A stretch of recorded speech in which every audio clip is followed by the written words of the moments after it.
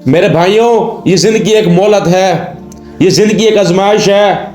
इस ज़िंदगी में हमने आखिरत की तैयारी करनी है, हमने आखिरत के लिए अमाल इकट्ठे करने हैं, हमने अल्लाह को भी राज़ी करना है, अल्लाह के नबी को भी राज़ी करना है, हमने सहाबा किराम वाला रास्ता अपनाना है, ताबीन वाला, तबा ताबीन वाला, मुहद्दिसीन वाला रास्ते पर चलना है।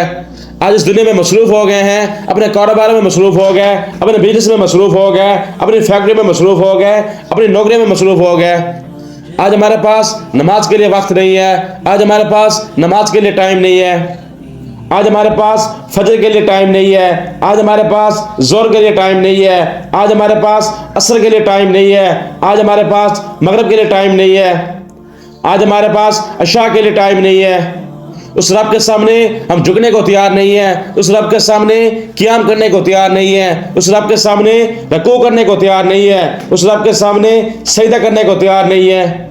इस दुनिया में मगन हो चुके हैं, आज अल्लाह का दर छोड़कर हम दरबारों पर जाकर सजदे भी कर रहे हैं, रुकू भी कर रहे हैं, क़ियाम भी कर रहे हैं, वहाँ जाकर सारी बातें कर रहे हैं, लेकिन हमारे पास नमाज के लिए टाइम नहीं है। आज हम ये बोल बैठे हैं कि हमने मरना भी है, हमने अल्लाह के हजूर पेश भी होना है।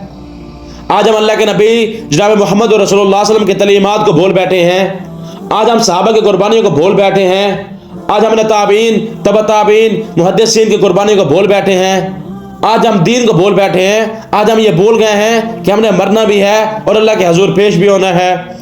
आज हम ये बोल गए हैं कि हमने मरना भी है और कब्र का अजाब भी है। आज हम ये बोल बैठे हैं कि हमने मारकर जाकर अल्लाह को हिसाब भी देना है। अल्लाह पूछेगा, ऐ मेरे बंदे, तुझे मैंने जवानी दी थी, तुझे मैंने ज़िंदगी दी थी, तुझे मैंने माल दौलत दिया था, तुझे मैंने शोहरत दी थी, तू बता तू मेरे लिए क्या करके आया है। अल्लाह को क्या जवाब देंगे? ऐ अल्लाह, मैं सिर्फ खाता था, पीता था और सो जाता था, मैं दुनिया में मगन हो गया था, मैंने तेरी नमाजें भी छोड़ दी थी, ज़कातें भी छोड़ दी थी, हज भी छोड़ दिया, उम्रा भी छोड़ दिया, मैं अपनी दुनिया में मगन हो गया।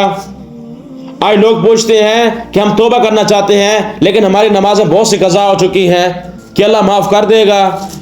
तो मेरे अजीज़ों, मेरे भाइयों, वो गफूर और रहीम है, वो तो रहमान है, वो तो रहीम है।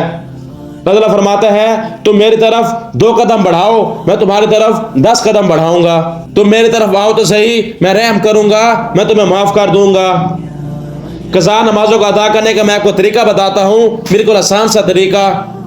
आप ये हियाता करें कि मेरी 2 साल की नमाज़ें कज़ा हुई हैं, ये 2 महीने की हुई हैं, ये 2 साल की हुई हैं।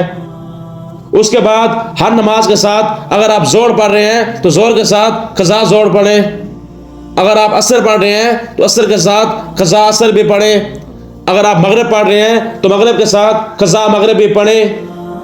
जब तक आप जिंदा हैं ये पढ़ते रहें। अगर आप मर गए तो इंशाअल्लाह वो गफूर और रहीम है, वो मेहरबान है, वो आपको माफ़ कर देगा।